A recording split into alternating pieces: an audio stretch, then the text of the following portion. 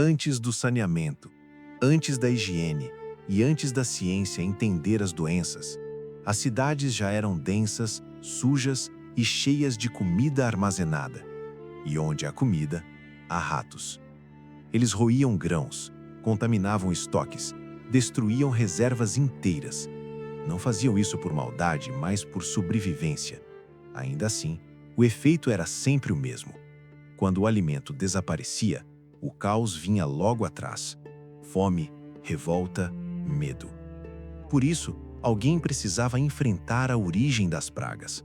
Não por heroísmo, não por reconhecimento, mas porque o sistema exigia que alguém fizesse o que ninguém queria fazer.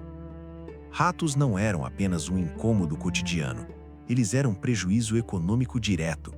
Cada saco de grãos perdido era imposto não pago. Cada celeiro contaminado era comércio interrompido. Cada infestação colocava em risco meses de trabalho coletivo. Em cidades que viviam no limite, isso significava instabilidade. O caçador de ratos existia para proteger algo maior que ele mesmo: o fluxo de comida, o comércio e a ordem mínima necessária para a cidade continuar funcionando. Enquanto mercadores negociavam, cobradores arrecadavam e autoridades governavam, alguém descia aos becos, porões, depósitos e armazéns para impedir que tudo apodrecesse em silêncio. Essa função não nasceu como profissão respeitada. Ela nasceu como necessidade imediata. Quando os ratos apareciam, alguém precisava agir. Em alguns lugares, pagava-se por cabeça.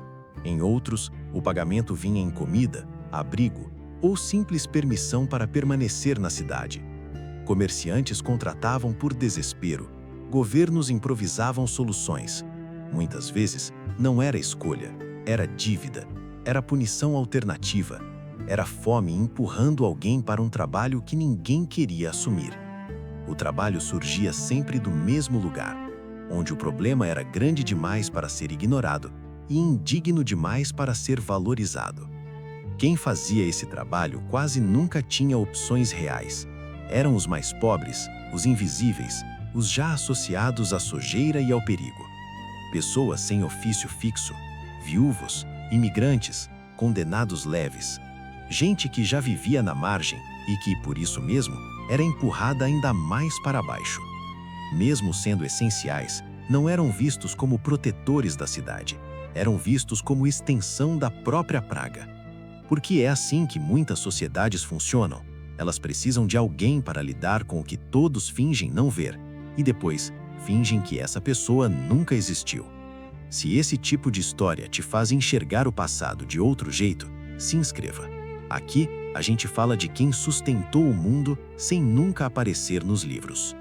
E o pagamento refletia esse desprezo silencioso. Era baixo, sempre baixo. Às vezes por quantidade de ratos, às vezes em comida, às vezes apenas em permissão para continuar ali por mais algum tempo. O paradoxo era cruel. O prejuízo causado pelos ratos era enorme, mas o salário de quem combatia a ameaça era mínimo. O sistema economizava exatamente em quem impedia o desastre. E quando dava certo, ninguém percebia. A cidade continuava funcionando e o mérito desaparecia. Só quando falhava é que todos lembravam que ratos existem. Não havia aprendizado formal, não havia carreira. Era um trabalho aprendido errando, adoecendo e sobrevivendo. Usavam cães, armadilhas rudimentares, venenos primitivos e, muitas vezes, apenas as próprias mãos. Cada tentativa era um risco. Cada dia trazia a chance de doença, infecção ou morte. E quase sempre era um trabalho abandonado cedo. Quando o corpo não aguentava mais, quando a saúde cobrava o preço, quando o azar, finalmente, encontrava quem sempre viveu perto dele. Com o tempo, o saneamento avançou, o armazenamento mudou, as cidades ficaram mais organizadas, o caçador de ratos desapareceu como figura visível, mas a lógica permaneceu intacta. O trabalho sujo nunca some, ele apenas muda de nome, muda de lugar e muda de rosto. E alguém, em algum ponto da história, continua pagando o preço para que o resto do mundo possa olhar para a cidade e acreditar que ela é limpa.